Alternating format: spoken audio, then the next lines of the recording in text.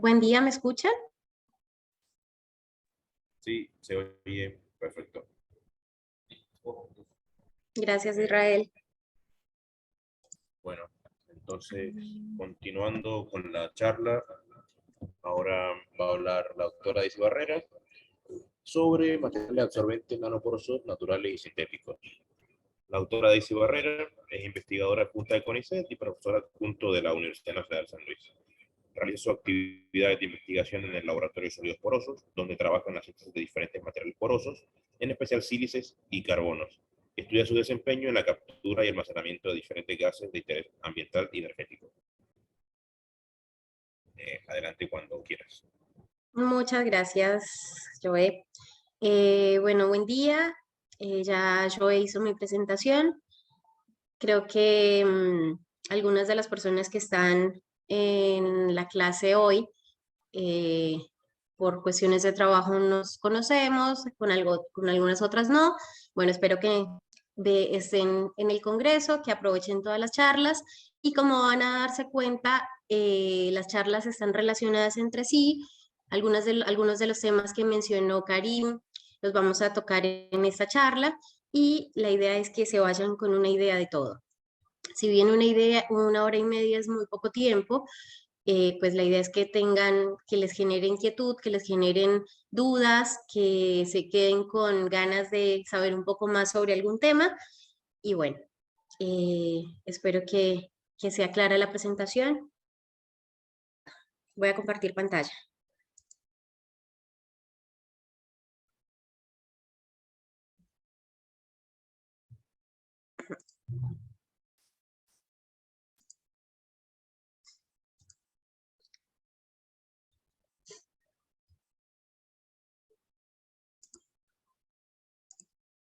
Por favor, no olviden hacer la parte de asistencia escribiendo su nombre y apellido en el chat.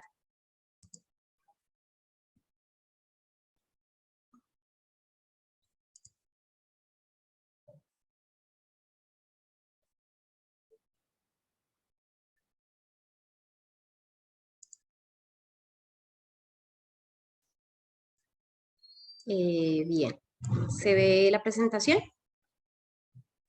Sí, perfecto, Daisy, se ve. Gracias.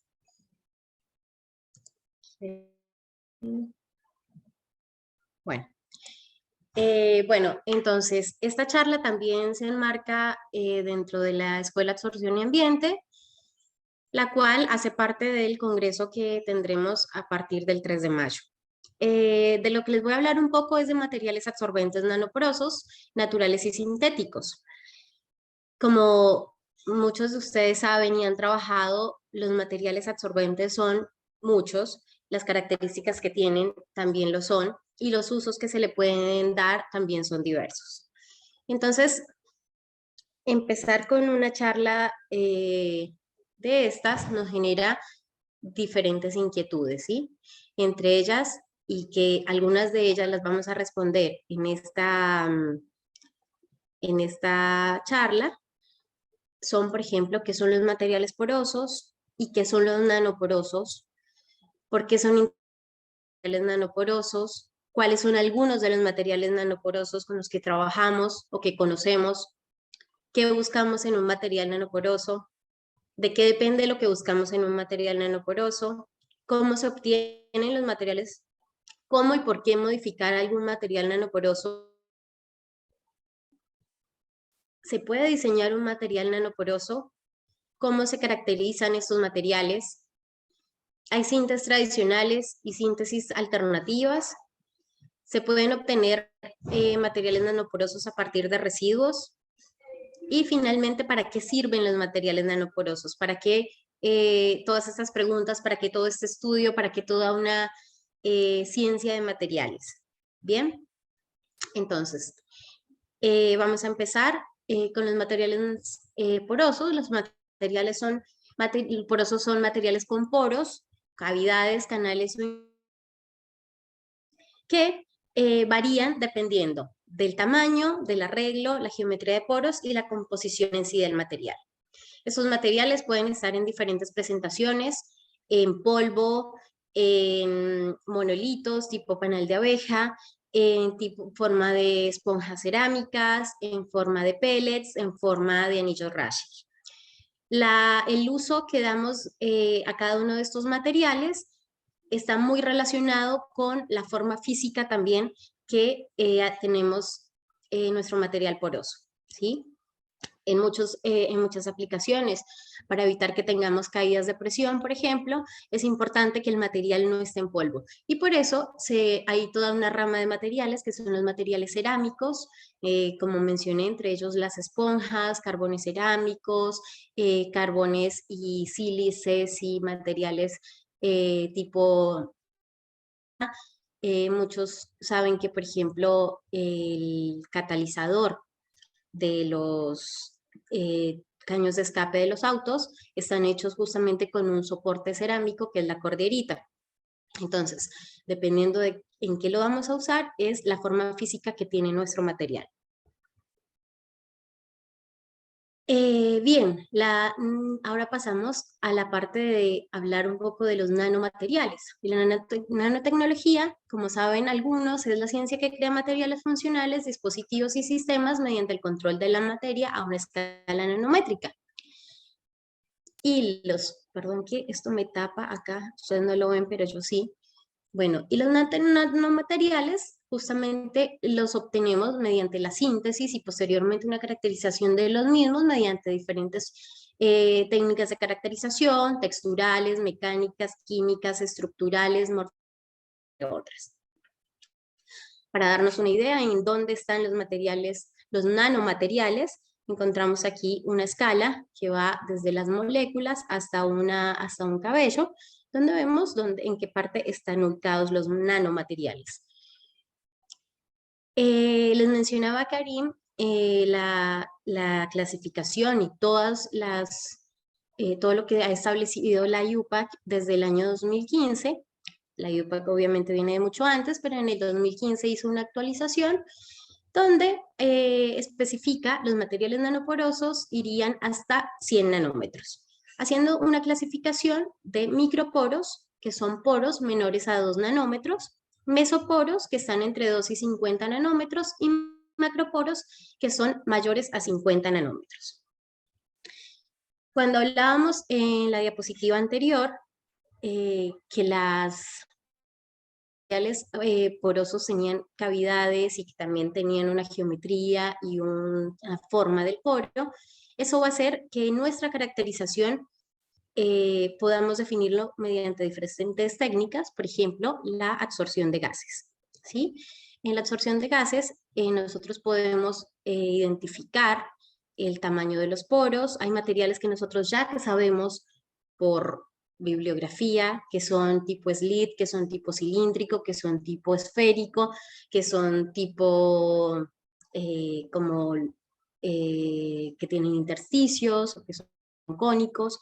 Bueno, toda esa información hace que nuestro material tenga una característica en particular. Es decir, no es lo mismo un material que tiene una porosidad muy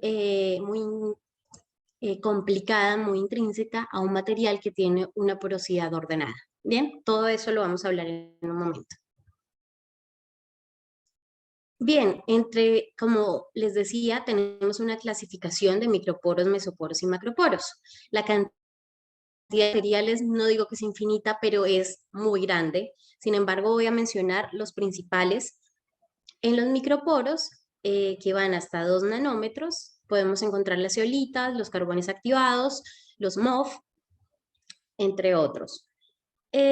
Los microporos, adicionalmente, tienen una subclasificación que es los menores a 0,7 nanómetros, se llaman ultramicroporos, y los más de nanómetros se llaman supermicroporos. ¿Esto para qué nos sirve? Esto nos sirve para, como mencionaban en la clase anterior, saber cómo voy a caracterizar mi material, con qué gas lo voy a caracterizar. Si puedo caracterizarlo con una isoterma de nitrógeno o si voy a necesitar utilizar de carbono. En los mesoporos están entre 2 nanómetros y 50 nanómetros y aparecen los materiales mesoporosos de sílice, Entre los muy conocidos por todos, los MCM41, todos, por muchos, cuando uno se familiariza mucho con, con unos materiales, piensa que todo el mundo los conoce. Y bueno, también están los carbones activados. ¿Por qué? Porque en lo que, como ha avanzado tanto la ciencia de materiales, hoy por hoy, como les decía, podemos diseñar los materiales. Entonces podemos diseñar materiales con diferentes tamaños de poro, ¿sí? Materiales que pueden tener microporos y mesoporos, o mesoporos y macroporos, o los tres. Hay en materiales como las arcillas pilareadas y como los materiales CMK, que son carbones hechos a partir de una plantilla inorgánica, tener microporos y mesoporos. Posteriormente tenemos los macroporos. Los macroporos son materiales que tienen tamaño de poro mayor a 50 nanómetros. Los macroporos, en esos están, por ejemplo, los que hablábamos hace un rato, que son la cordierita, el soporte para el catalizador de los tubos de escape, materiales cerámicos, metales, etc. Y aparecen los materiales jerárquicos. Los materiales jerárquicos son materiales que pueden tener una porosidad en los microporos, en los mesoporos y en los macroporos, pero que esa porosidad debe estar interconectada, debe estar conectada la porosidad. No es que están sueltos los microporos por un lado, los mesoporos por otro y los macroporos por otro. Para poder decir que un material es jerárquico, claramente debe tener más de un tipo, y adicionalmente debe estar conectado.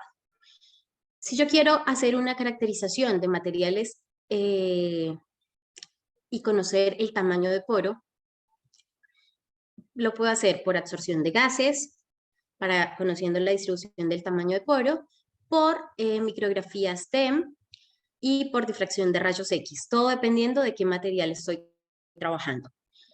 Para trabajar microporos y mesoporos, para hacer la caracterización textural de microporos y mesoporos, utilizo la absorción de gases. ¿Cuáles gases? Absorción de nitrógeno, absorción de CO2, absorción de argón, dependiendo de qué material tengo y de qué propiedades quiero conocer. Y cuando me voy hacia los mesoporos más grandes y hacia los macroporos, tenemos una técnica que es la porosimetría de mercurio. La porosimetría de mercurio es una técnica que, a diferencia de la absorción de gases, es destructiva, pero puede llegar a los poros de mayor tamaño. ¿Sí? Es una técnica que utiliza, como su nombre lo indica, el mercurio, al ser un líquido no mojante, puede entrar con presión y conocerse la porosidad del material. Bien, ¿qué propiedades se pueden diseñar en un material nanoporoso? Muchas. Entonces, fijémonos cuáles de ellas conocemos o cuáles de ellas hemos diseñado o cuáles de ellas nos gustaría poder diseñar. La superficie específica es una propiedad que podemos diseñar en nuestros materiales, sean zeolitas, sean carbones, sean arcillas. El volumen de poros también lo podemos variar. La distribución de tamaño de poros, la porosidad en sí, los grupos superficiales que queremos anclar a la superficie de nuestro material para modificarlo, la estabilidad térmica, mecánica, la conductividad eléctrica e incluso la transparencia óptica en dispositivos ópticos. Entonces, como se pueden dar cuenta, es una cantidad de variables, cantidad de propiedades que yo puedo controlar en mi material si conozco bien cómo son sus reacciones, cómo es su química y tengo claro qué es lo que quiero obtener. Si yo conozco un poco sobre mi material, un poco sobre la aplicación, puedo decir, necesito que el material tenga poros mayores a tal tamaño, o necesito que tenga una porosidad ordenada, o necesito que tenga una superficie específica alta, o necesito que tenga grupos nitrogenados en su superficie, o que tenga azufre en su superficie, porque eso me mejora X o Y propiedad que me sirve para mi aplicación.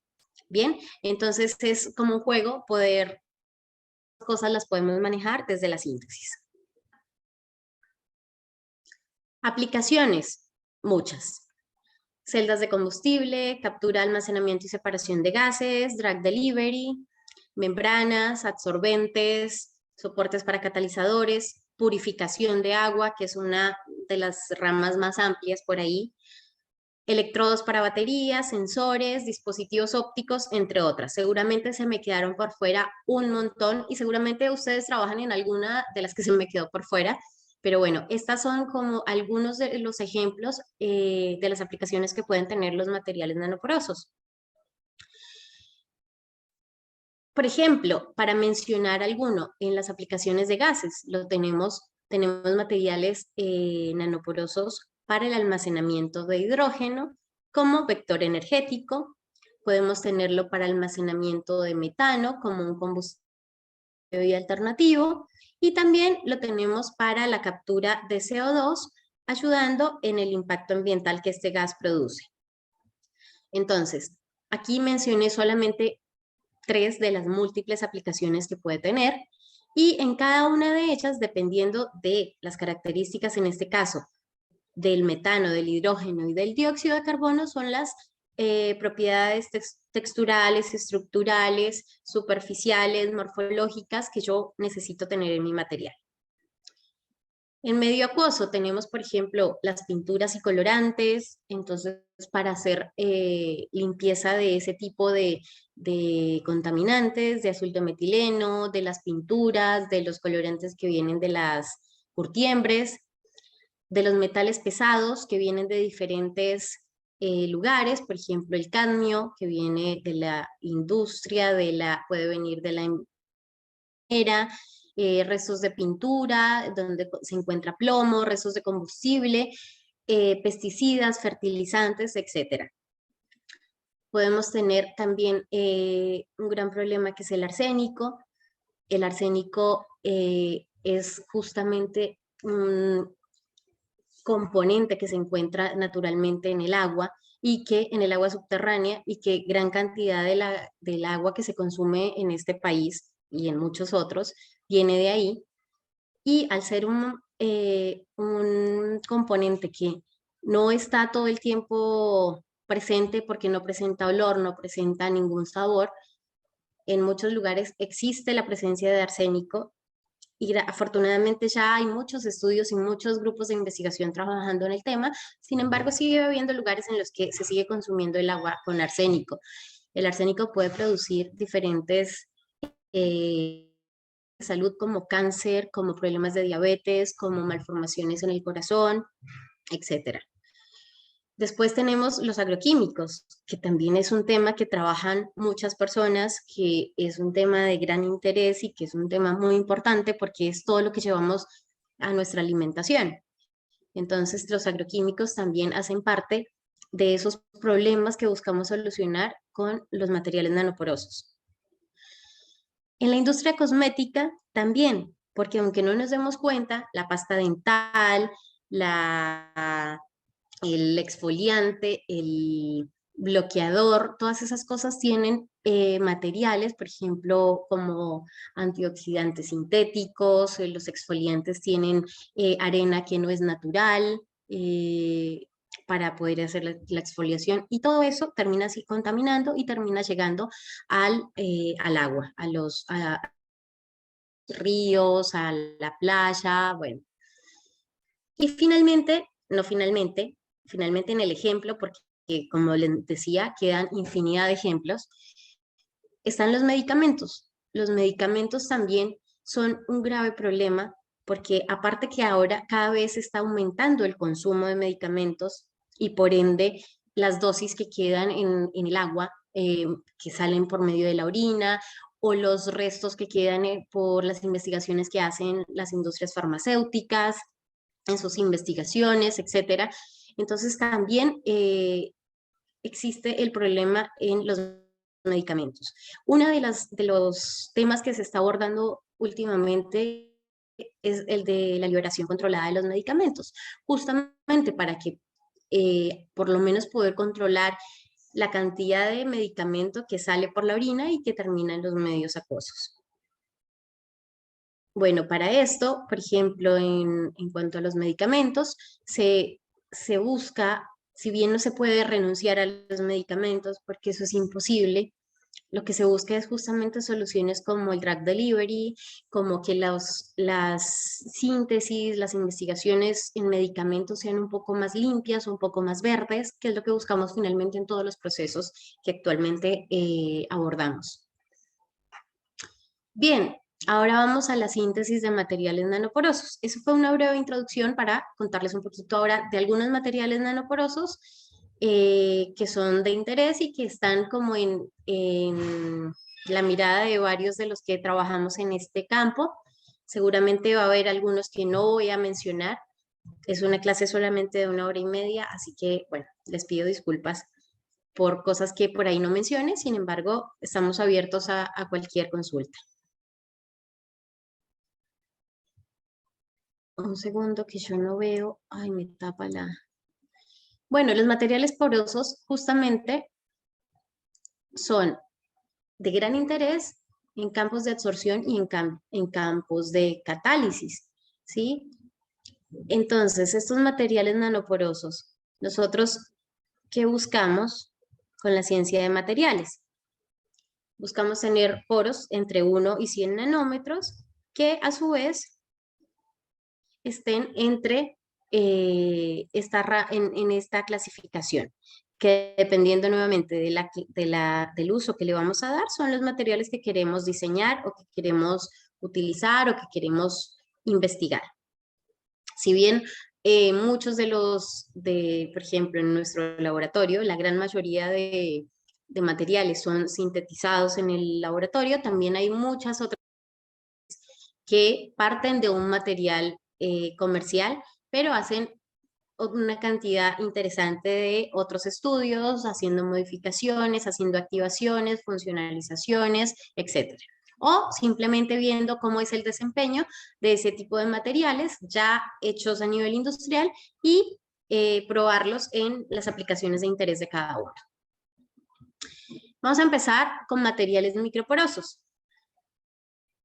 En los materiales microporosos, uno muy conocido es el carbón activado, ¿sí? Y está el carbón activado que lo podemos obtener de diferentes fuentes como los carozos de aceituna, los carozos de durazno, la cáscara de café, la cáscara de maní, etc. Son muchas también las fuentes mediante las cuales podemos obtener carbones activados. Un carbón activado. Si partimos de una biomasa, vamos a tener que hacer un tratamiento térmico inicialmente para poder obtener ese biochar, ¿sí? Pero ese biochar no tiene una porosidad completa, no tiene una porosidad de gran interés, ya que necesitamos hacer una activación, ya sea térmica mediante activación física o mediante activación química para poder terminar de desarrollar esa porosidad en el material.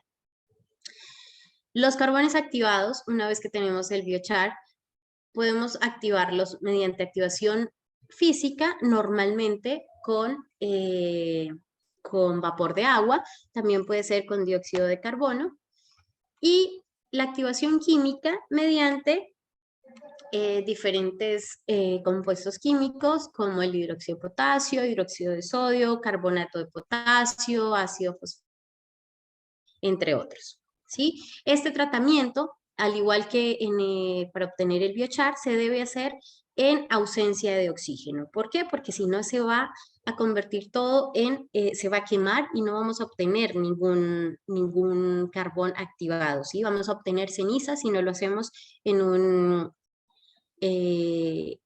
ambiente de oxidación.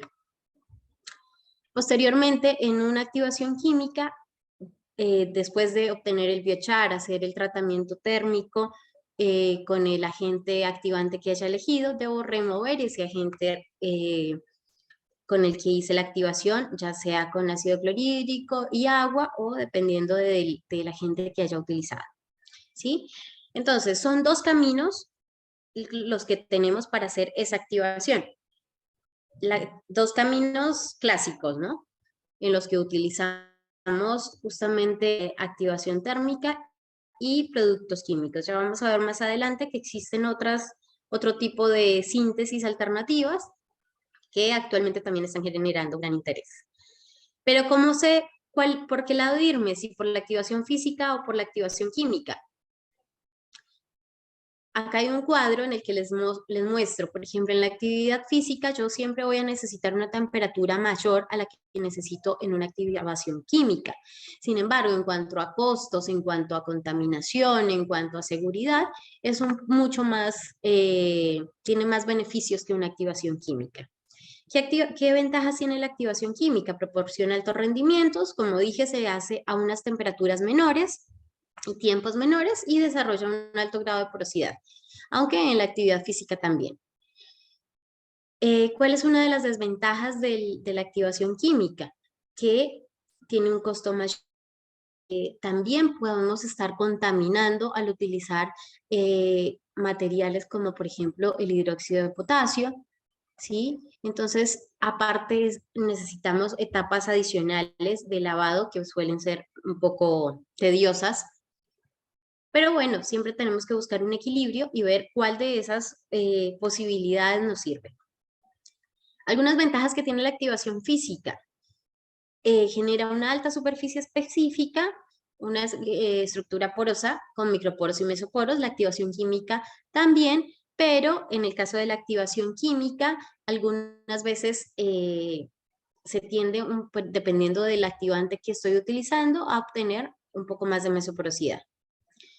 Tiene mayor resistencia a la actividad física, ya que al tener, no implica el uso de sustancias químicas corrosivas como el hidróxido de potasio, por ejemplo, que pueden dañar la estructura. Mayor selectividad. Permite que ajustemos el tamaño y la distribución de los poros, logrando una mayor selectividad en la absorción de los contaminantes de interés. Y bueno, lo que les mencioné, la mayor seguridad. Acá hay un esquema en el que por ahí pueden ver un poco más claro. Estos son algunos de los agentes químicos que se pueden utilizar para hacer la activación química. Actualmente también se han empezado a utilizar mezclas de estos, de estos activantes. Por ejemplo, se ha empezado a utilizar cloruro de potasio para hacer que los residuos que quedan al utilizar hidróxido de potasio sean menores y también obteniendo materiales que siguen teniendo una alta porosidad, una alta resistencia y una alta estabilidad. En esto lo que busco decirles es, cada vez hay más y más y más alternativas y uno puede jugar eternamente, por decirlo así. Hay como siempre uno cuando empieza a sintetizar un material, generalmente va a la bibliografía, busca 3, 4, 5, 8, 10 papers del material. Hace un resumen de las cosas en común de cada material y elige cuáles son las más óptimas en cuanto a tiempo, en cuanto a los resultados que les dieron, confía en que les dio lo que dicen y al final uno va y reproduce el paper y no pasa nada. Así como algunas veces le sale lindo, bonito y tal como dice en el paper, hay otras veces que no le pasa eso. ¿Y por qué no pasa eso? No pasa eso porque hay mucho que uno debe tener en cuenta cuando hace una síntesis de materiales. Ya lo vamos a hablar enseguida. Acá quiero mostrarles unas isotermas típicas de los carbones activados que suelen ser microporosos. Fíjense, acá son materiales que tienen una superficie específica muy alta, ¿sí? Tienen valores de cantidad absorbida a bajas presiones relativas relacionadas con la cantidad de microporos y que por ende representan una alta superficie específica. Como les mencionaba, estos materiales de la derecha, por ejemplo, son materiales activados con cloruro de zinc. Y si se dan cuenta, acá ya se empieza a notar una formación de mesoporosidad, ¿sí? Entonces, no solamente que ya no es una isoterma tipo 1, sino que además es evidente la presencia de la mesoporosidad. Entonces, dependiendo de lo que nosotros queremos, porque puede ser que nosotros necesitemos que aparte de tener una específica, que va a tener microporos también tenga algo de mesoporosidad. Por ejemplo, si son materiales, no sé, si necesito hacer absorción de proteínas, por ejemplo, que los tamaños de microporos o ultramicroporos no me van a servir. Resumen de propiedades de los carbones activados. Tienen una alta superficie, oscilan entre 500 y 1500, pero obviamente van a haber reportados valores de 3500, que son valores ya a dudar y evaluar. Y bueno, esa alta superficie, como les mencioné, es debido a la presencia de los microporos hilos en su estructura. Tiene una alta porosidad, una gran capacidad de absorción, unas propiedades químicas y físicas que se pueden ajustar dependiendo de lo que necesito, una buena resistencia mecánica y una buena estabilidad química, térmica. Pasamos a otro,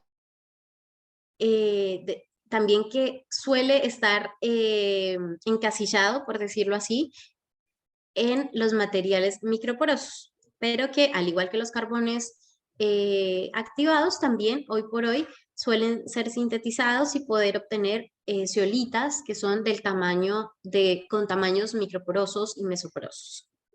Las zeolitas se enmarcan dentro de los tamices moleculares, que no son otra cosa que sólidos con una porosidad definida, que pueden distinguir o que pueden identificar moléculas por sus dimensiones y su geometría. Entonces, los materiales microporosos, los tamices moleculares, son catalizados, sirven para catálisis, para absorción. Pero, como les dije hace un momento, yo no sé, perdón, es que me molesta, me sale la cosa de Zoom a tamaños de que están cerca a 1,6 nanómetros. Acá, por ejemplo, tenemos una identificación para las zeolitas, ¿sí? Por ejemplo, las zeolitas van por letras, la A, I, y dependiendo de cada una, de la letra que tenga, es el tamaño también que tienen. Por ejemplo, las A van hasta 5 nanómetros nada más, hasta 5 Armstrong nada más, perdón. Las X ya tienen un tamaño un poco mayor y después tenemos también las zeolitas de mayor tamaño. Las zeolitas, ¿por qué son importantes? Porque se pueden obtener diferentes estructuras a partir de una síntesis con diferentes composiciones. Hay una página que es la de la ISA, los que trabajan con zeolitas aseguran con frecuencia, y ahí se encuentran no solamente de zeolitas, también hay una sección para los Metal Organic Frameworks, para los MOF, donde se habla de las estructuras, de cómo son sintetizadas, de las referencias, de los patrones de difracción de rayos X, y adicionalmente también se puede encontrar dónde están los depósitos o dónde se encuentran las zeolitas naturales, porque también hay zeolitas naturales que pueden ser utilizadas para modificarse o directamente en muchas aplicaciones. Las zeolitas que son materiales microporosos, como les decía, aunque ahora ya hay materiales que tienen microporos, mesoporos y son zeolitas jerárquicas, muchas de ellas, ¿sí? Que tienen silicio, aluminio y oxígeno. Tienen una estructura cristalina tridimensional, una alta capacidad de intercambio iónico, selectividad molecular, entre otras características. Actualmente hay más de 245 tipos de estructura de zeolitas y normalmente están representadas por letras como, por ejemplo, esta, la FAU, que es de la Faujasita I, que es una zeolita natural. Hay otro tipo de Faujasitas, pero bueno, es una de la denominación y después los números que lleva. ¿Qué pasa? ¿Qué busca la ciencia de materiales actualmente con las zeolitas? Busca que las rutas de síntesis sean más económicas. ¿Por qué?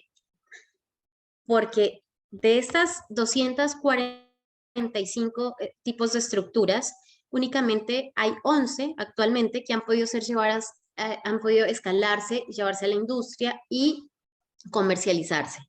Entonces, ¿cuál las personas que trabajan con zeolitas. Eso, rutas de síntesis más económicas, estudios de escalado de síntesis, optimización de los parámetros de síntesis y adicionalmente el uso de materiales naturales y desechos como fuentes de silicio y aluminio.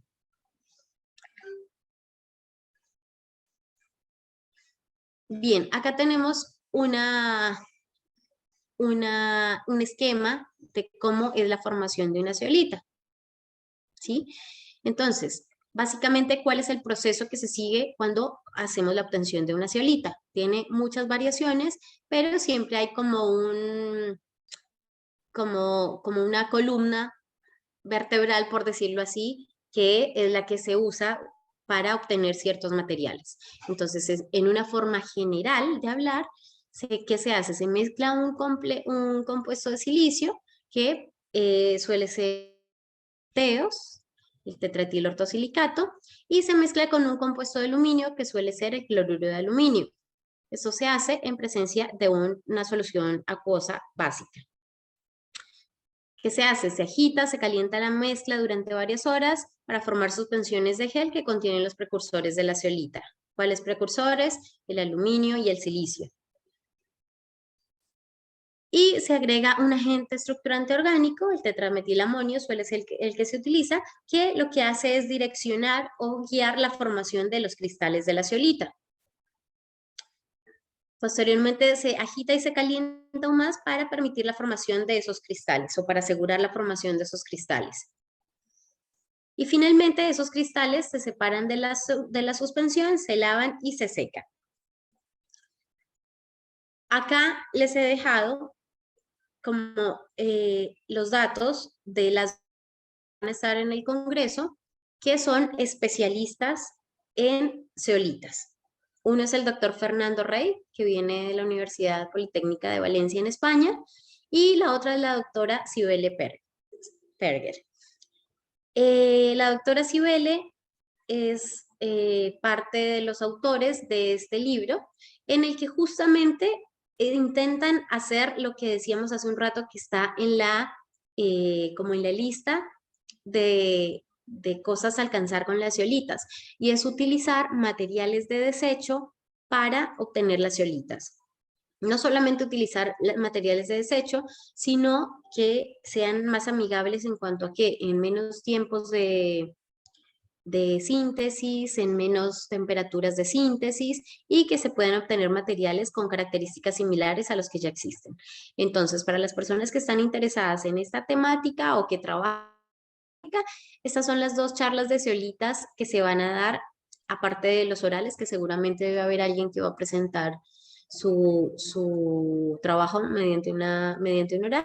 Estas dos son charlas que va a haber en los días del Congreso. Bien, pasamos entonces, perdón, ahora a hablar un poco de materiales mesoporosos. Esos que habíamos mencionado acá, los encasillamos, por decirlo así, en los microporosos porque son usualmente conocidos por ser materiales que tienen poros en ese rango, en ese tamaño. Ahora vamos con tamaños de poro mayores, que son los mesoporosos. Entonces, como habíamos dicho, esta frase, que son los metamices moleculares microporosos, son importantes en catálisis y en absorción, pero muchos de ellos están restringidos. Algunos procesos de algunas aplicaciones están cerca a 1,6 nanómetros. Vamos a hablar entonces de unos materiales que son los materiales mesoporosos ordenados. Algunos de ustedes seguramente han escuchado hablar de los materiales KIT 6, SBA 15, 16, MCM 41, 48, 50, etc. Y estos justamente son materiales mesoporosos. Todos estos que acabo de mencionar son materiales mesoporosos y adicionalmente ordenados. Ya vamos a hablar un poco de eso. Estos materiales fueron creados inicialmente en la Universidad de Massachusetts, o en Minnesota, la verdad no recuerdo bien en este momento, pero este M41S es una serie de materiales, los primeros materiales que obtuvieron con alta superficie velocidad, un alto grado de ordenamiento mesoestructural, tamaños de poro uniformes y controlables entre 2 y 30 nanómetros, que fueron hábiles para interactuar con átomos, iones y moléculas, y buena resistencia térmica y mecánica. He puesto ese buena entre comillas porque a futuro desarrollaron materiales con espesores de pared mucho mayores que son aptos para otras aplicaciones y que traen ventajas con respecto a estos como el MCM41. Y estos son los materiales mesoporosos ordenados de sílice. ¿Cómo obtenemos este tipo de materiales? Este tipo de materiales suelen obtenerse mediante un proceso de sol-gel, donde tenemos una etapa de hidrólisis, una etapa de condensación y una etapa de gelificación. ¿Cómo obtengo un material de estos? Mediante el uso lo hago en un medio ácido o en un medio básico, dependiendo del material que vaya a obtener, si es un MCM, si es un SBA15, si es un kit 6, etc. A esto utilizo un agente o una plantilla que suelen ser los surfactantes. El cetiltrimetilamonio, el Pluronic P123 o el F127, dependiendo de cuál es el que quiero utilizar. Y con esta mezcla del medio ácido básico y la plantilla que elija, hago la formación de micelas ordenadas.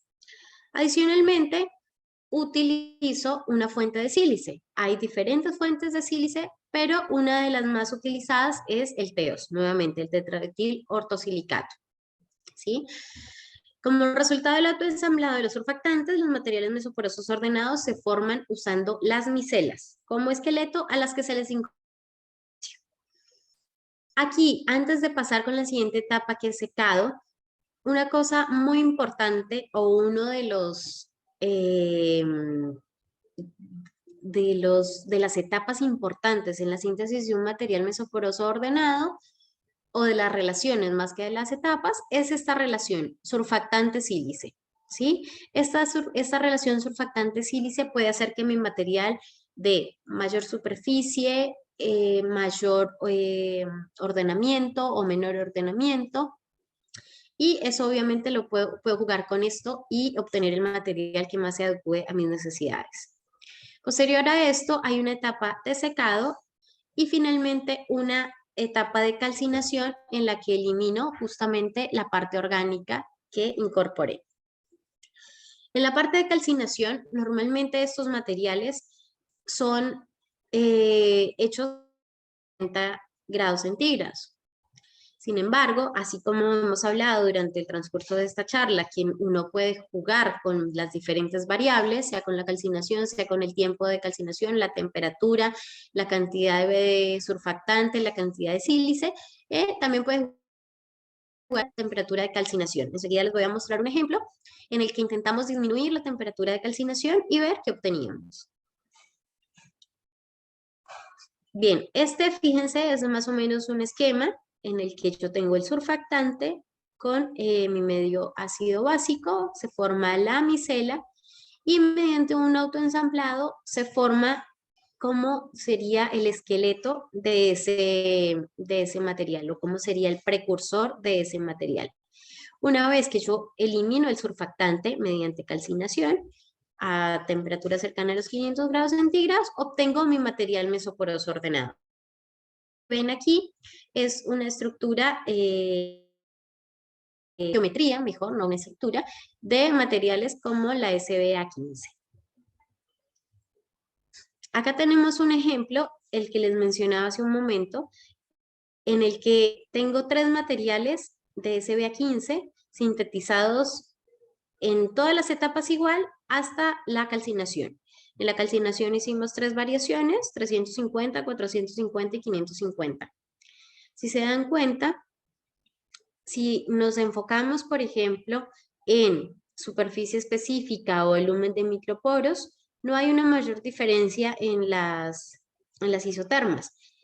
Entonces, ¿esto qué me dice? Que si yo estoy haciendo una síntesis de este tipo de materiales, que si bien son muy bonitos y demás, pero no son muy baratos ni son de obtenerse de un día para otro, una temperatura menor y obtener unos resultados muy similares, haciendo un ahorro energético. Acá, por ejemplo, si se dan cuenta, en la difracción de rayos X, la única que no presenta los picos en 110 y 200 es la de 350 grados centígrados. Pero fíjense que no me afecta, por ejemplo, en las propiedades texturales de una manera muy significativa. No es que una isoterma va en 25 y la otra va en 5. No, las diferencias son muy pequeñas y se puede considerar como una alternativa va a ser una disminución en la temperatura de calcinación obteniendo los mismos resultados o resultados similares. Acá también entonces vemos en la espectroscopía infrarrojo que las diferencias tampoco son notorias en los picos que nos muestran, ¿sí? En los espectroscopías se ve que ninguna de las tres presenta, o sea, tiene picos ausentes que las otras sí. Y como vemos acá en la distribución de tamaño de poros, acá lo único que hay es un pequeño corrimiento en el tamaño, donde vemos que cuando aumentamos la temperatura hay una pequeña disminución en el tamaño de poro.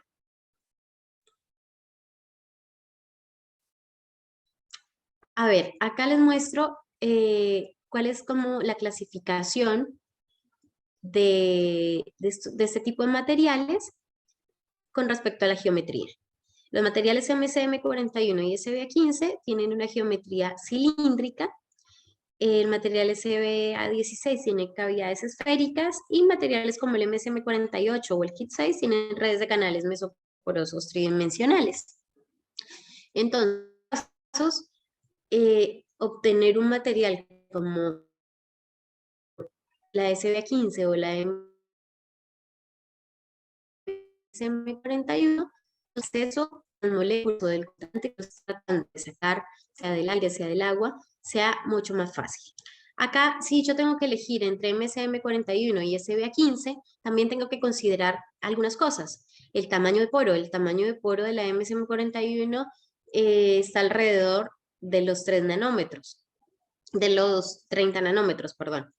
Mientras que los de la SBA15 están alrededor de los 3 nanómetros, perdón. Mientras que los de la SBA15 están alrededor de los 8 nanómetros.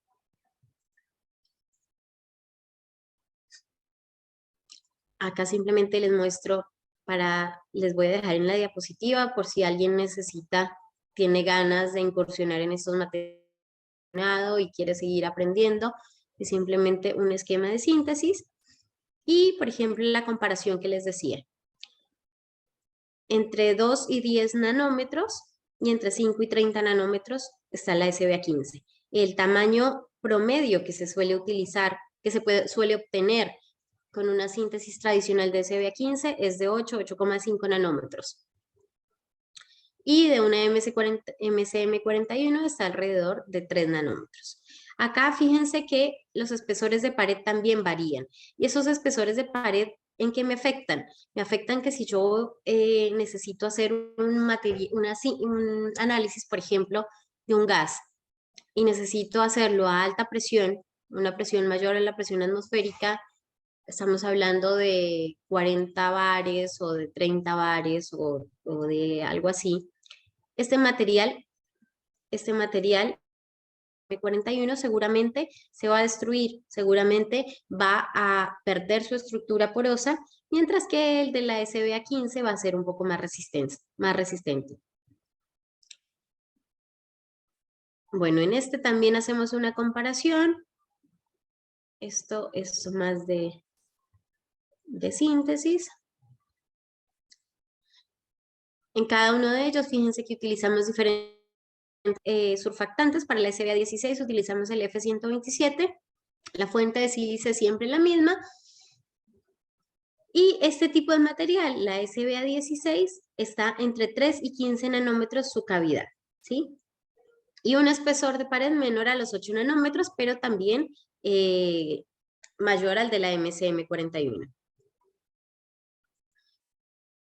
Y finalmente tenemos acá el kit 6, nuevamente, el mismo surfactante, el mismo de sílice y el mismo catalizador que utilizamos en la SBA15, pero haciendo algunas variaciones llegamos a un tamaño de poro un poquito mayor, que está entre 8 y 10 nanómetros.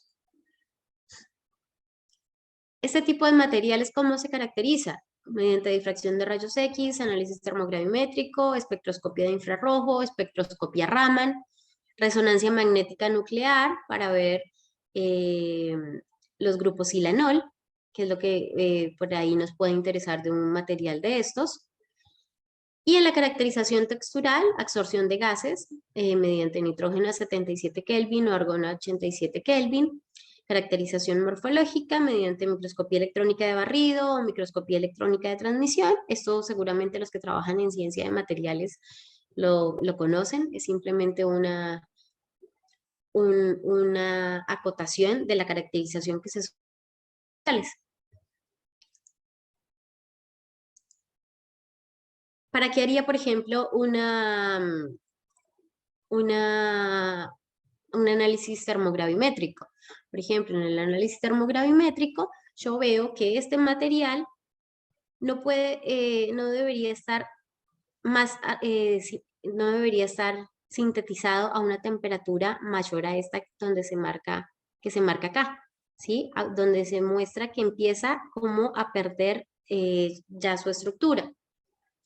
Entonces, ¿qué pasa cuando yo me voy de la temperatura a la que debo analizar, que debo sintetizar un material?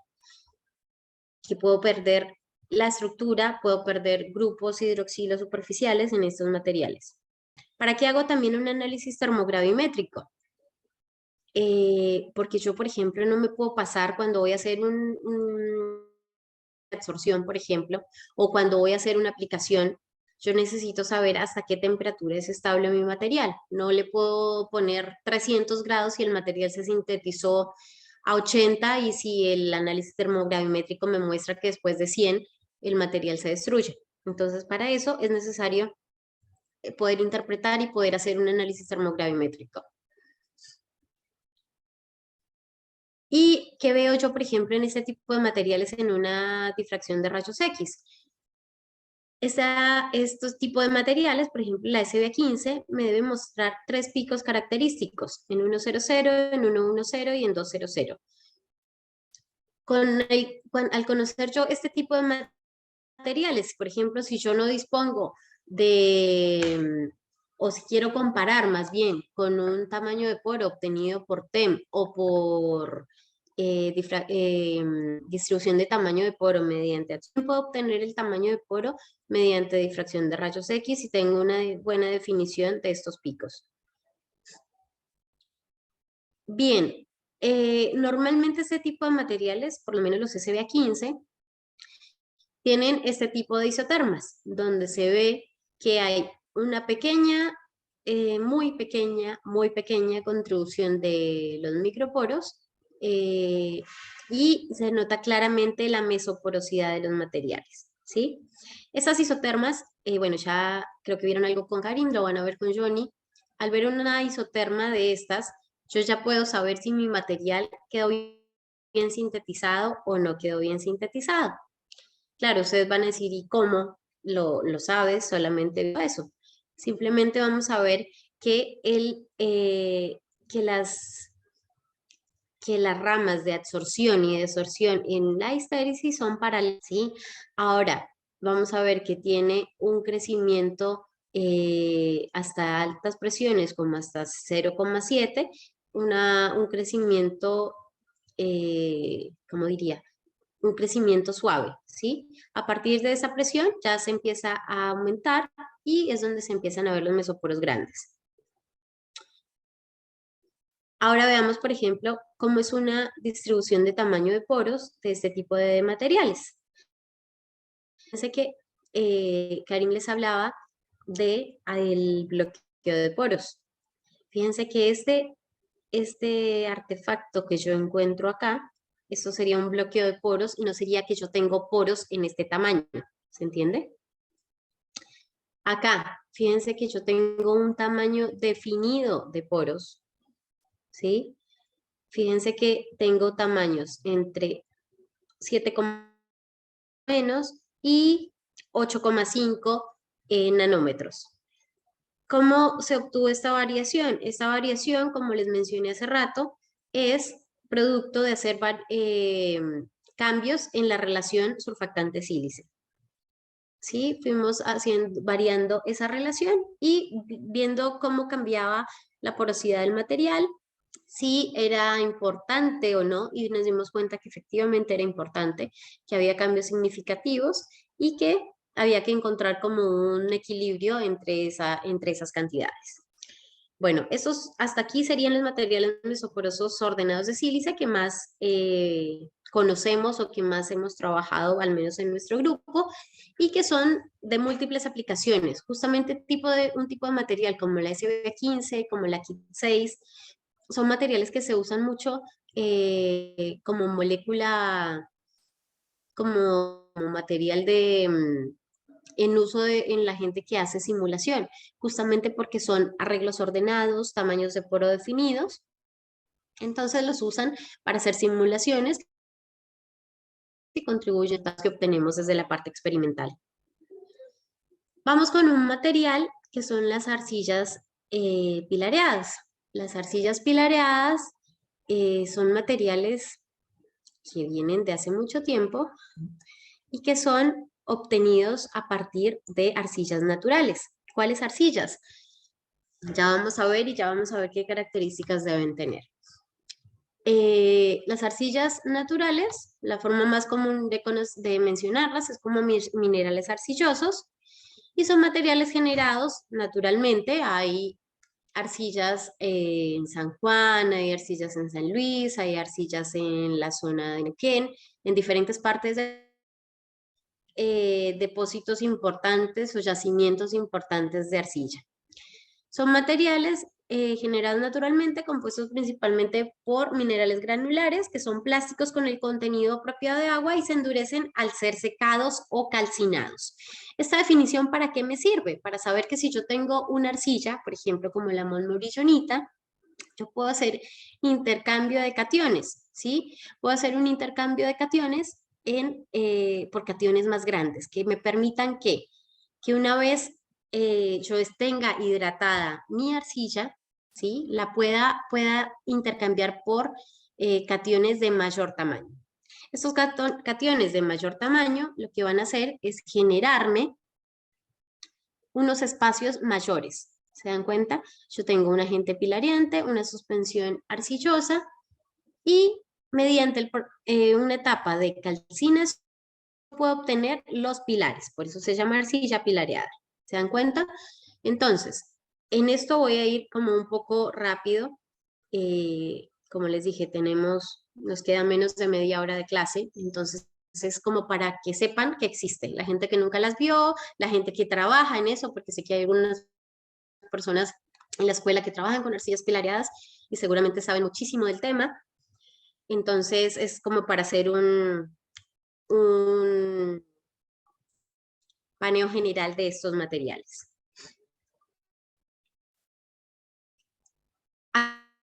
Acá entonces, ¿qué es importante? Los microporos, fíjense que la arcilla, no se los dije antes, pero la arcilla natural es un material básicamente con mesoporosidad y con una superficie específica muy baja. Una arcilla natural puede tener una superficie específica de 40 metros cuadrados a lo sumo. En otros países hay otras arcillas que tienen un poco más, por encima de 100, pero nunca valores mucho más altos.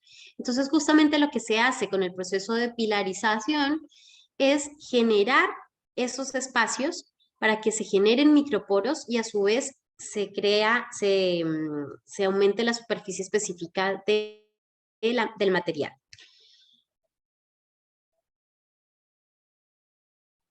Acá hay un esquema muy general de cómo se lleva a cabo la síntesis de una arcilla pilareada. Las arcillas pilareadas, ese intercambio de cationes que yo les decía, se puede hacer con aluminio, con circonio, con niobio, con silicio, con mezclas, con hierro, con mezclas dobles, con mezclas triples. Los que trabajan en esto seguramente ya han muchas de esas mezclas y de esos cambios y de esos juegos de los que les estoy hablando. Este ejemplo en particular es un ejemplo utilizando aluminio, ¿sí?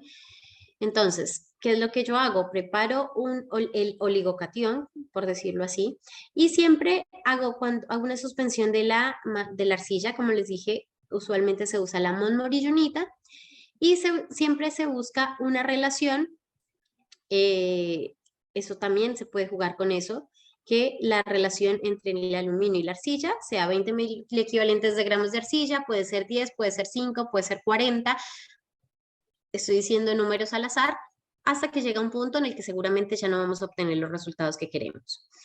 Esta mezcla se deja, este oligocatión se deja en reposo 12 horas y luego se lleva a cabo el intercambio catiónico, ¿sí? Una vez que se hace el intercambio catiónico, que se hace un lavado y filtrado con membranas de diálisis usualmente, obteniendo finalmente el precursor de la arcilla. Pero a ese precursor aún falta fijarle los pilares. Y se hace usualmente a temperaturas de 500 grados centígrados, cosa que también se puede variar, durante una hora en una rampa no muy lenta, puede ser de 10 grados por minuto. Acá se muestra un esquema en el que yo tengo la arcilla natural, fíjense los espacios que tengo acá, estos son, puede ser sodio, puede ser potasio, puede ser magnesio, y lo que hago es que una vez que he hidratado mi arcilla y he incorporado el oligocatión, ese espacio se crece, ¿sí? Ese espacio aumenta y una vez que yo hago el proceso de calcinación, esos pilares se fijan. ¿Qué parámetros influyen en la síntesis de las pilareadas? La temperatura y el tiempo de calcinación son importantes. La relación entre el agente pilareante y la suspensión de arcilla. ¿Y qué otras cosas? La velocidad de la incorporación de los reactivos, la velocidad de agitación, el tiempo de lavado. No sé cómo lo hacen en otros grupos. En nuestro grupo se solía hacer utilizando membranas de diálisis y cambiando cada día más o menos el agua, midiendo la conductividad térmica. Y durante la calcinación, la temperatura final, la rampa de calentamiento y el tiempo de calcinación. Esta temperatura final de calcinación obviamente también se define a partir de un análisis termogravimétrico. ¿Cuáles son las que se deben hacer a una arcilla para saber si hubo pilarización o no? Una es la difracción de rayos X. Aquí podemos ver que hay un aumento. Fíjense que la verde es la arcilla natural y en este caso la violeta, la naranja y la azul son las arcillas pilareadas. Si yo no tuve un aumento en este valor de 2 θ, significa que yo no logré pilarizar mi material, ¿sí? Entonces, una de las condiciones es que haya un aumento en ese tamaño a ese determinado valor de 2 θ. Y la otra es que cuando yo obtengo la isoterma de absorción-desorción de nitrógeno, haya un aumento en la superficie específica. Fíjense que acá yo pasé de tener nada de microporosidad a tener un material que, si bien no es altamente microporoso, material con un desarrollo importante de microporos y que conserva completamente su mesoporosidad. Entonces, esa es la ventaja que tienen este tipo de materiales. Los materiales de arcilla pueden ser utilizados, como les dije, o como absorbentes o como soportes de catalizador. Como soportes de catalizador, por ejemplo, en nuestro grupo se ha usado en la reacción de Fischer-Tropsch, o por ejemplo también se usó en la parte de absorción en solución, en la remediación de aguas por agroquímicos, por el uso de agroquímicos. Acá fíjense, simplemente para mostrarles lo que ya se ve gráficamente, hubo un importante incremento de 64 que tenía esta arcilla natural, bueno, un poco más de lo que yo les dije, y llegamos hasta 320. Dependiendo de la arcilla que usemos, del oligocatión que usemos también, las dos cosas, dependiendo de las relaciones que utilice y las condiciones, puedo llegar a obtener arcillas de mayores superficies. Por ejemplo, si no estoy mal, creo que en las de silicio se llega a valores de 500 metros cuadrados por gramo. Y esto es simplemente una distribución de tamaño de poro utilizando un método que se llama Horvath-Kawasori. Bien, ya pasamos entonces por los carbones activados, las zeolitas, las arcillas pilareadas, los materiales mesoporosos de sílice. Y ahora vamos a ver un tipo de material que es uno de mis favoritos, que tiene justamente microporos y mesoporos, ¿sí? Tiene las dos tamaños de poro en los dos rangos. Y son los llamados template carbons. Lo puse en inglés para no ponerles carbones que no se relaciona mucho con lo que en realidad son los materiales.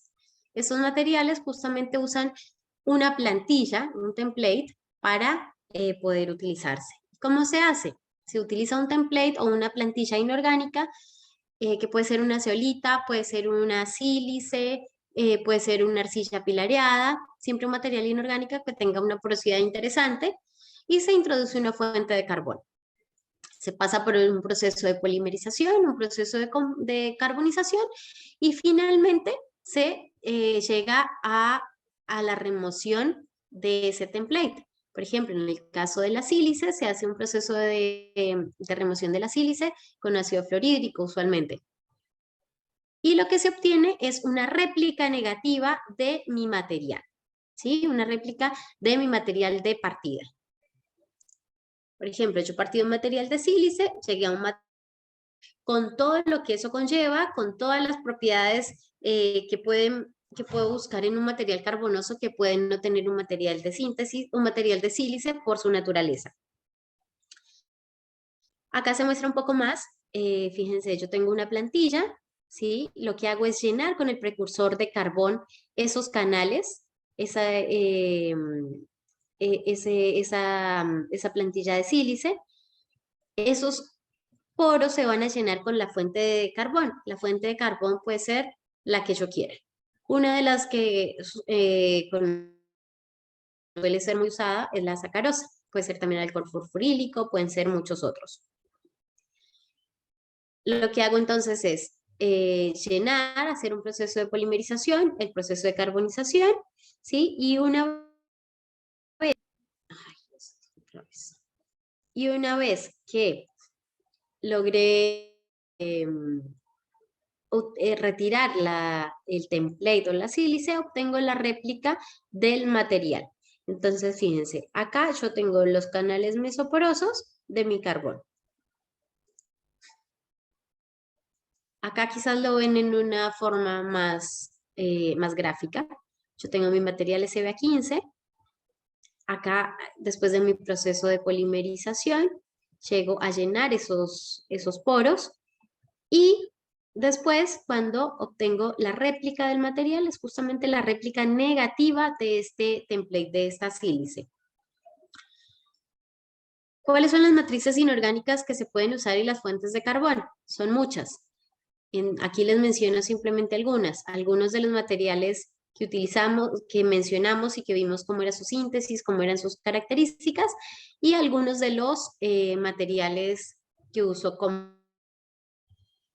Aquí les doy un ejemplo de quizás los más conocidos o los que hayan de pronto trabajado o hayan escuchado, que son los materiales CMK. Pero en la familia de los template carbons, utilizando la técnica de nanocasting, se pueden obtener muchísimos otros materiales que no son necesariamente el CMK3, el CMK5, el CMK6, 7, 8, 9, que varían el nombre y las características dependiendo de qué utilicé. Por ejemplo, hablemos de este caso en particular, la SBA15.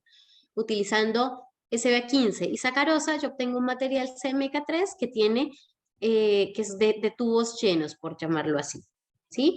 Y después tengo uno que es utilizando alcohol furfurílico y obtengo el material CMK5. Este material, al tener ser simplemente tubos vacíos, por decirlo así, tiene una porosidad mayor a la CMK3 y obviamente baja sobre él.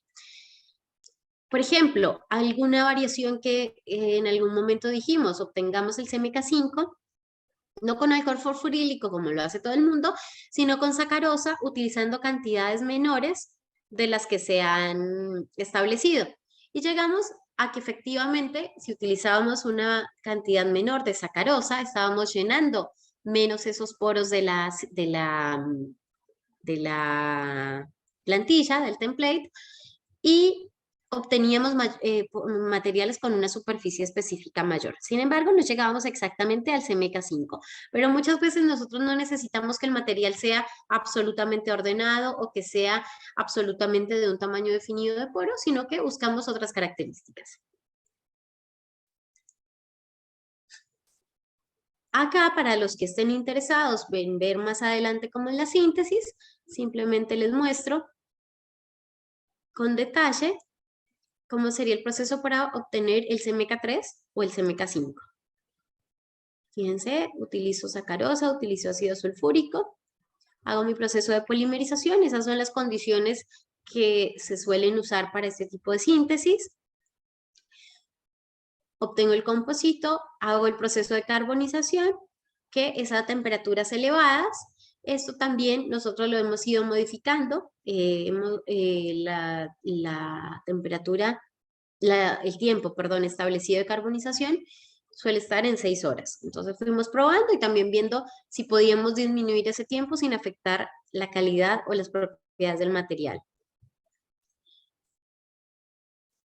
Bien, y finalmente la remoción del material, de la plantilla.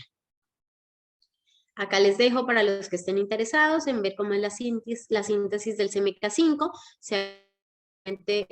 ácido oxálico y trimetilbenceno. A la síntesis obtenemos el material CMK5. Vamos a ver entonces cómo son las diferencias en cuanto a propiedades de estos materiales. Fíjense acá. Acá los tengo a todos. Daisy, Acá para que se hagan... Un segundo, perdón. Sí. Te quedan 15 minutos. Dale, ahí termino rápido.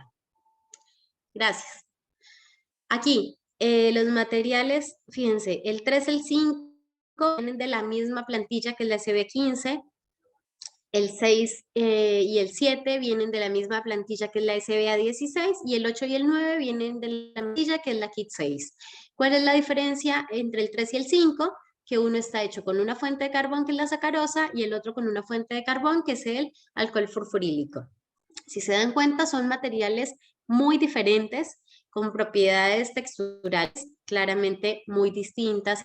Y, por ejemplo, vemos en el caso de los materiales 6 y 7, ¿sí? Que se nota que el material no pudo ser reproducido, que no se logró obtener la réplica negativa del material de sílice.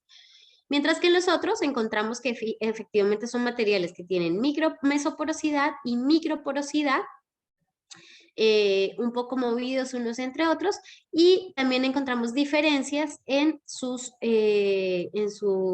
superficie específica. Fíjense acá, esta simplemente es una de absorción de CO2 para poder estudiar un poco mejor la microporosidad estrecha del material. Entonces, con esto, ¿qué les quiero decir? Estos tipos de materiales se pueden dibujar, por decirlo así, pero fíjense que es un material que también tiene muchas etapas, ¿sí? Acá,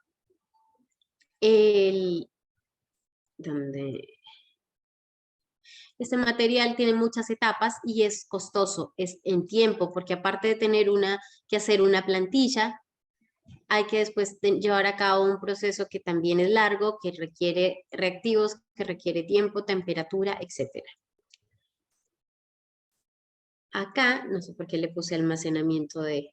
Simplemente les muestro la diferencia en las propiedades texturales, en la superficie específica, en el volumen de microporos, en el volumen total de poros. Ah, está bien, estos materiales, por ejemplo, se probaron en el almacenamiento de hidrógeno a 10 bares, por eso lo tengo así.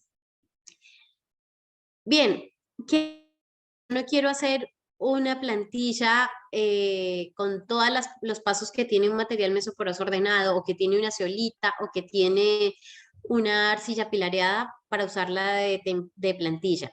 O sea, simplemente es un material que yo estoy sacrificando, por decirlo así. Entonces, ¿qué puedo hacer? Puedo utilizar y puedo pensar en materiales que sean alternativos, pero, por ejemplo, acá fíjense que yo ya no tengo materiales completamente ordenados. Yo ya no tengo una distribución de tamaño de poro ordenada y definida como lo tenía antes. Pero son materiales que obtuve de una forma mucho más sencilla, son sílices macroporosas que son mucho más baratas, mucho más simples de obtener y que me permitieron obtener materiales con un poco de propiedades un poco mejores. Fíjense, las negras son los materiales de sílice macroporoso que utilicé y llegué a la verde, a la naranja, a la roja y a la violeta. Dependiendo de si yo necesito que mi aplicación necesita tener una definición de poro, necesita tener una geometría específica, bueno, ahí me voy a este tipo de síntesis. De lo contrario, puedo buscar alternativas. Acá fíjense, nosotros hicimos una activación química en este tipo de materiales, pero nuevamente es otra vez incorporar nuevos procesos, nuevas síntesis. Aquí entonces, si yo llego a hacer una activación química con esto, ya estaría por la tercera síntesis para llegar a este material. Sin embargo, de eso se trata también, ¿no? Uno no siempre puede lograr todo en el menor tiempo y en el menor costo. Es obviamente lo que busco cuando sintetiza un material nanoporoso, pero bueno, lo que quiero mostrarles, lo que quiero contarles es que a través de una activación yo puedo cambiar las propiedades de mi material. Fíjense acá, por ejemplo, la SBA15 es mi material de sílice, la verde, con la que utilicé de plantilla o de template. Esta roja es un material que obtuve, un carbón que obtuve, y que fíjense que básicamente no hay ninguna diferencia en su superficie específica. Si bien hay diferencia en la forma de la isoterma, claramente es un material más desordenado, etcétera, pero en la superficie específica no tenemos ninguna diferencia. Al momento de activarlo, estoy casi que triplicando esa superficie. ¿Sí? Entonces es mostrarles cómo mediante procesos de activación o procesos de funcionalización yo puedo también cambiar mi material. Bueno, este es el de es la SB15 y bueno, también es que son resultados similares. Bueno, entonces en resumen, y ya para ir cerrando, este tipo de materiales con respecto a los carbones activados, por ejemplo, tiene propiedades mejoradas en cuanto a qué, en cuanto tengo una estructura controlada a nivel nano y microscópico, que puedo tener una porosidad definida, una estabilidad térmica, una conductividad eléctrica y térmica mejoradas. Con respecto a la estructura, yo puedo diseñarla, por decirlo así, puedo crear estructuras con tamaños de poro específicos dependiendo de lo que lo voy a utilizar, con formas y distribuciones distintas. Yo puedo diseñar ese tipo de materiales para que tengan microporos, mesoporos y macroporos si quisiera. Y obviamente este control de la estructura va a afectar para bien o para mal mi reactividad y mi selectividad en las aplicaciones. Y otra de las ventajas que tiene es que hay una diversidad de plantillas que yo puedo utilizar, ceolitas, materiales cerámicos, de sílice, etcétera, y que los puedo utilizar en diferentes aplicaciones como catálisis, aplicaciones ambientales, separación de gases, electrónica y en fin, en muchas cosas de nanotecnología.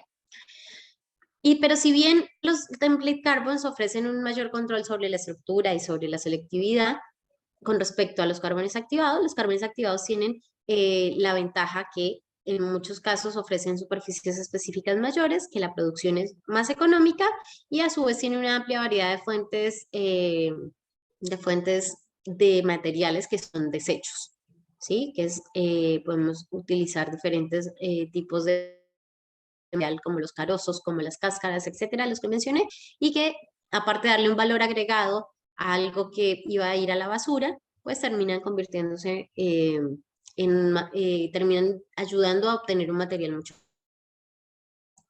Bueno, Bien, esto más tarde se lo lo voy podemos a... arreglar. ¿Qué?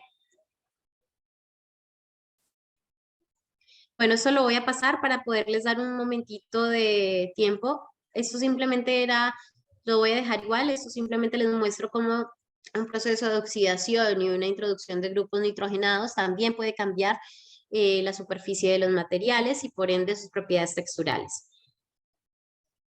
Esto lo voy a pasar para poderles dar tiempo a las preguntas. Esto es un ejemplo, se los voy a resumir, en el que utilizamos, vieron que nosotros utilizábamos una fuente de carbón. Entonces dijimos, bueno, en lugar de utilizar una fuente de carbón, ¿por qué no cuando llegamos a la KIT 6 o a la SBA15, no le saquemos el surfactante mediante calcinación y utilicemos esa parte orgánica para... Bueno, y son los resultados que obtuvimos. Efectivamente, obtenemos materiales, unos materiales que si bien no tienen una superficie muy alta, ni mucho menos, pero se pudo aprovechar el material sin necesidad de reutilizar otra fuente de carbón y obtenemos materiales con una distribución absolutamente ordenada, tanto en los microporos como en los mesoporos. Y esto es la última diapositiva que tengo, solamente para recordarles que hay fuentes, hay métodos de síntesis alternativos, como la mecanoquímica, que enfoca es la síntesis en la transformación de los compuestos mediante la aplicación de fuerzas mecánicas. Entonces, que la activación no se hace, parte de la activación no es térmica, sino que es mecánica. Se hace mediante el uso de molinos de bolas y muchas de las síntesis de mecanoquímica se hacen sin el uso de solventes y en tiempos mucho más cortos. Los esquemas que les quería mostrar para ver que pueden hacerse los mismos materiales que se hacen por síntesis tradicional, se pueden hacer mediante síntesis de mecanoquímica mediante un molino de bolas. Mucha gente hace un poco de esta activación mecánica con mortero, sin embargo, con el mortero podemos no aplicar la suficiente fuerza o no poder tener la suficiente activación y no podemos normalizar que todos los materiales nos queden iguales, por más allá que intentemos aplicar las mismas condiciones. Entonces, para hacer este tipo de materiales se utilizan los molinos de bolas y se hacen en condiciones generalmente de temperaturas bajas o de libre de solventes. Acá es un ejemplo, el último y cierro. Un ejemplo en el que se utiliza carburo de calcio y hexafluorobenceno para obtener carbones. Se hace a temperatura sin solventes y es un proceso rápido. Fíjense que acá se ve que a los 5 minutos son 3 tipos de carbones con diferentes relaciones entre el carburo de calcio y el hexafluorobenceno. Y se observa que a los 5 minutos, si bien es un material con baja presencia de microporos, ya se ha empezado a formar un carbón. Y que a medida que aumenta el tiempo, vamos a obtener materiales con buenas propiedades texturales y que se lograron obtener en unas condiciones mucho más limpias y mucho más fáciles. Bueno, muchas gracias por su atención. Espero no haberlos aburrido con tanto contenido. Daisy, muchas gracias por la presentación. Y No, por aquí favor. tenemos unas preguntitas, así una Sí, respuesta corta, que estamos ya casi sobre la hora. La bueno. primera, de Zulma Moreno, pregunta, ¿cómo escojo la temperatura de ¿La activación temperatura física de de mi qué? material? De activación física. Ah, la activación física del material. Bueno, para la activación física normalmente se hacen ensayos. Como decía, la activación física se hace a temperaturas mucho más elevadas que la activación química. Lo que se ha demostrado, lo que se ha visto, es que en casi todos los casos, o en muchos de los casos, a mayor temperatura se obtienen materiales con una mejor porosidad o con una superficie específica más alta. Entonces, si bien nos podemos guiar y hacer ensayos en nuestro propio material, porque ya estamos usando materiales de partida distintos, tal vez tiempos distintos, hornos distintos. Es diferente si estoy usando CO2 o si estoy pero es esa tendencia, que a mayor temperatura tengo un mejor material. Gracias, Daisy. Pequeña anotación, que también la temperatura de activación muchas veces depende de la aplicación, porque como explicó Daisy, las condiciones de activación te van a resultar un material diferente que puede servir más o menos para una aplicación específica. Entonces también hay que tener en cuenta que si se trabaja a temperaturas muy altas, el carbón puede tender a grafitizarse. Exacto. Por lo cual eso puede ser o no bueno para una aplicación en particular. Exactamente. Siguiendo con las preguntas, Alcira Trinelli tiene dos preguntas. La primera, ¿cómo se retira el template en la síntesis de los carbones? ¿Y cómo se sabe si a partir de la isoterma, si el material es más o menos desordenado? Bueno, para la primera pregunta tenemos dos opciones. Una que es dejando en ácido fluorhídrico en una concentración de más o menos el 5, el 10%. Deja un tiempo de 12 horas, si no estoy mal. Y después se hace un proceso de lavado hasta que llegas a una conductividad térmica, no sé, más o menos de 10, de 15 microsiemens. Esa es una opción. La otra opción que puedes utilizar ha sido utilizar una base, pero cuando utilizas base tienes que utilizar temperatura. Si bien es un medio, pero tienes que utilizar temperatura y por ahí también afecta a los carbones. Eso por un lado. Por el otro lado, ¿cómo sé si viendo la isoterma si el material dio o no dio desordenado? Por ejemplo, no sé si viste las últimas isotermas que yo mostré, que eran materiales que no tenían como, no eran paralelas en sus ramas de absorción y desorción, tenían por ahí más de un cambio de, ¿cómo se diría? De, como que tenían cambios abruptos en sus subidas hasta altas presiones. Entonces, si yo ya veo un 15 o un carbón activado, yo lo reconozco porque son materiales que suelen crecer en ramas paralelas y no así, sino así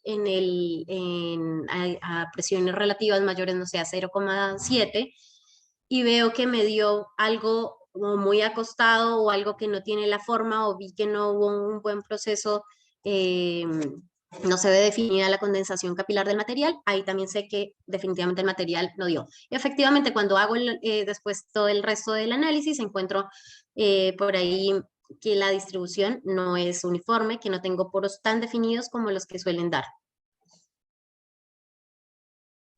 Bueno, gracias, Daisy.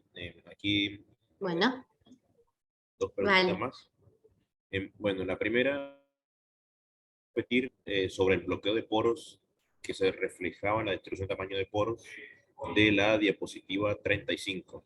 Dice que no entiende por qué descartaría que sean poros de menor tamaño. Bueno, cuando nosotros hacemos las isotermas de absorción, si algo mencionó Karin de esto, si la histéresis cierra en 0,45, por ejemplo, nosotros no podemos elegir la rama de absorción, ¿sí? Generalmente debemos elegir la rama de desorción, ¿sí? Que es la rama del equilibrio.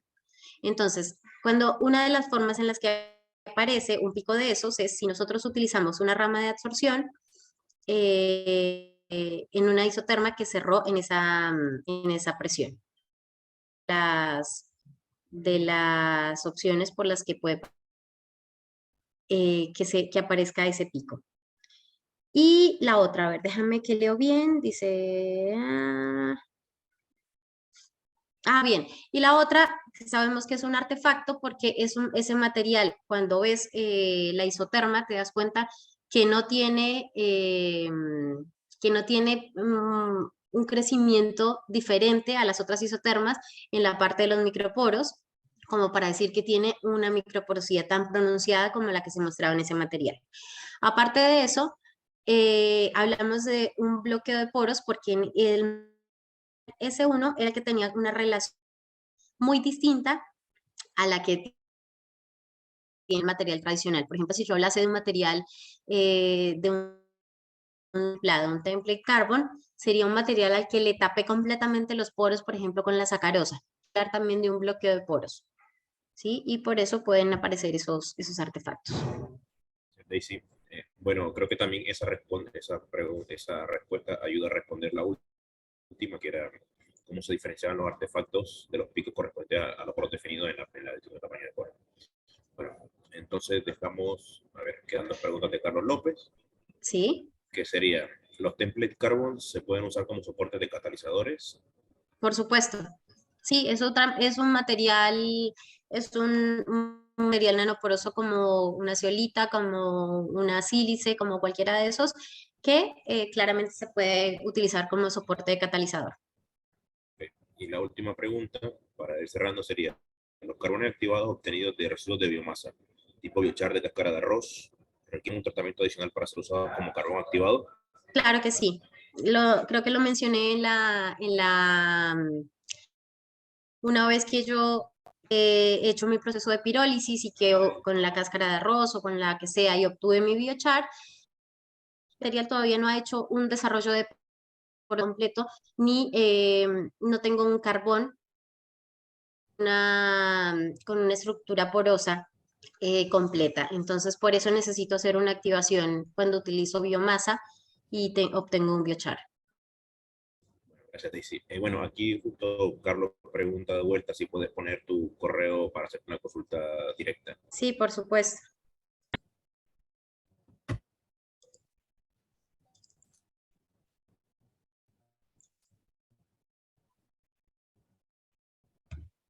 Cualquier duda que tengan, si quieren ahondar un poquito más en algo de lo que les haya explicado, bueno, por ejemplo, aquí no hablé de MOFs, no hablé de materiales híbridos. Los MOFs también son materiales súper interesantes que hacen en nuestro laboratorio. Materiales híbridos también, que son materiales híbridos en los que yo utilizo, por ejemplo, un MOF, que suele ser un material con una interesante microporosidad y un material mesoporoso ordenado, y utilizo como trato de juntar las propiedades de los dos para obtener un material jerárquico. Eso también es súper interesante, solo que no alcancé a hablarlo. Así que bueno, muchas gracias por su atención y nos vemos en una semana. Perfecto, Daisy, muchas gracias por tu presentación, por responder las Dale. preguntas. Muchas gracias a todos por asistir a esta sesión. Ahora vamos a dejar aquí y volvemos a las 2 de la tarde. Muchas gracias a todos y nos vemos tarde.